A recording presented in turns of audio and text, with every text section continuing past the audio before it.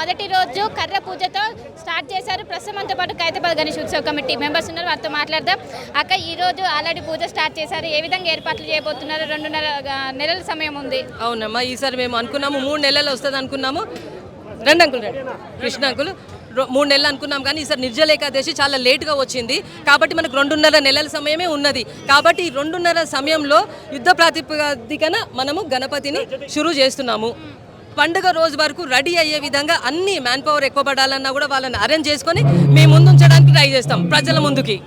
సంవత్సరం శిల్పి రాజేంద్ర ఆధ్వర్యంలో ఈసారి కూడా ఆయనకి ఇచ్చే అవకాశం ఉందా? ఆయనే తప్పకుండా ఆయనే ఉంటారు, ఆయనే వస్తారు. మ్యాన్ పవర్ని చేసి స్టార్ట్ చేస్తామండి. వాళ్ళు ఉంటారు. మిగతా ఆకారానికి భగవంతుని ఆకారంది ఒక్కసారి మేము డిసైడ్ అయిన తర్వాత పోస్టర్ మీకు రిలీజ్ చేస్తామండి. ఎస్ అదే ప్లాన్లో ఉన్నాము. 70 సంవత్సరాలు అంటే ప్రత్యేకత అయితే ఉండాల్సిందే.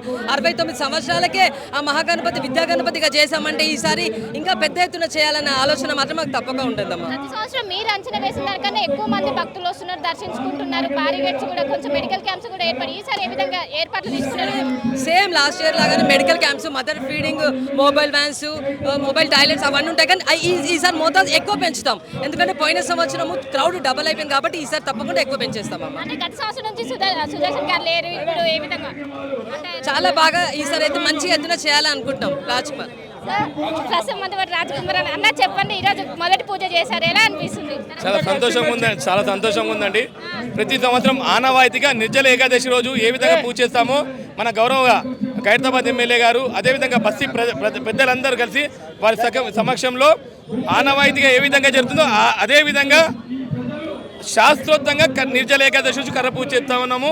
ఈ రోజు తర్వాత వినాయకుని పనులు అనేది ప్రారంభమవుతాయి. ప్రతి సంవత్సరం దాదాపు 100 రోజుల సమయం పడుతుంది, కానీ ఈ సంవత్సరము 82 రోజుల సమయం ఉంది. ఖచ్చితంగా 70 సంవత్సరాలు 70 అడుగుల భారీ వినాయకుని తయారు చేయబోతా ఉన్నాము.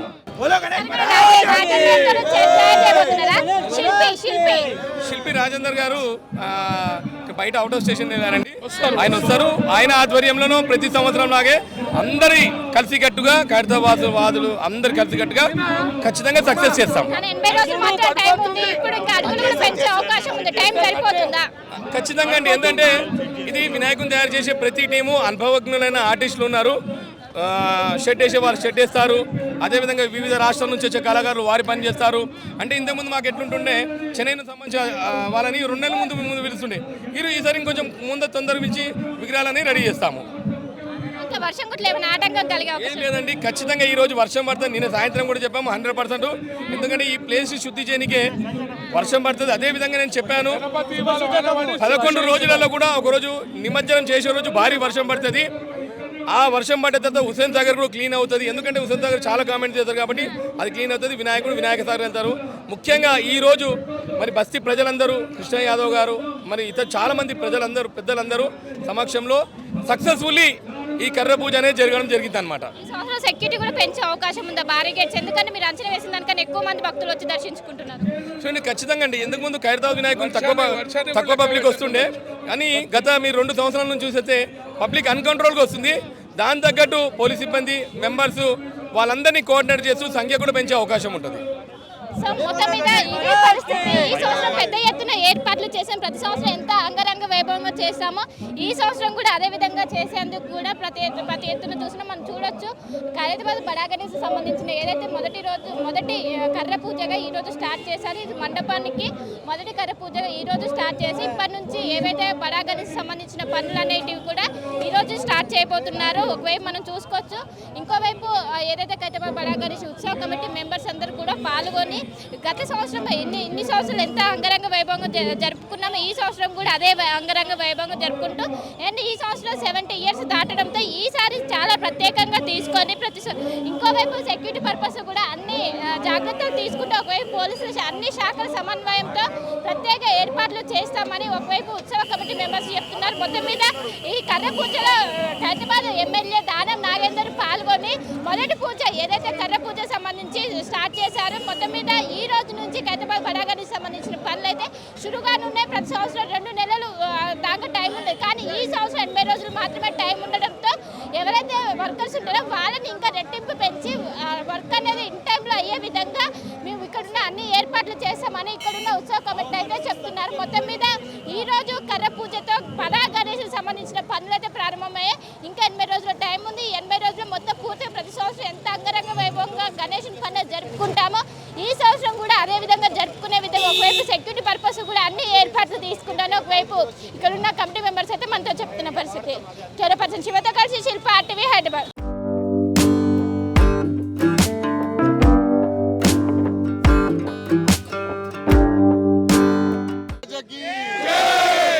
ఖైరతాబాద్ గణేష్ ఉత్సవ కమిటీ, శ్రీ గణేష్ ఉత్సవ కమిటీ తరఫున 2 కమిటీలు ఈరోజు నూతనంగా ఫామ్ అవ్వడం జరిగింది. అయితే గత 70 సంవత్సరాల నుండి మేమందరం కూడా చిన్నగా ఉన్నప్పటి నుండి ఒక ఖైరతాబాద్ వినాయకుడిని మా స్వర్గీయ సుదర్శన్ గారి ఆధ్వర్యంలో, శంకరయ్య గారి ఆధ్వర్యంలో మొదలుపెట్టినటువంటి కార్యక్రమాన్ని మరి నిరంతరం కొనసాగిస్తూ దేశ విదేశాల్లో ఖైరతాబాద్ వినాయకుడికి అంటూ ఒక ప్రత్యేకత ఉంది. ఈ కార్యక్రమానికి కట్టె పూజ అనేది మరి ఈరోజు చేసుకోవడం జరిగింది ఆనవాయితీగా.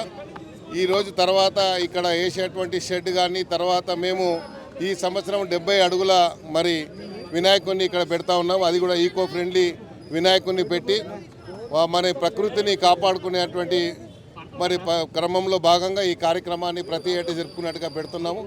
మరి ఈరోజు ఈ కార్యక్రమంలో మాతో పాటు ఉత్సవ కమిటీ చైర్మన్ సోదరుడు రాజ్ కుమార్ ఉండాల్సింది, కొంచెం అనారోగ్యంగా పరంగా ఆయన రాలేకపోయారు.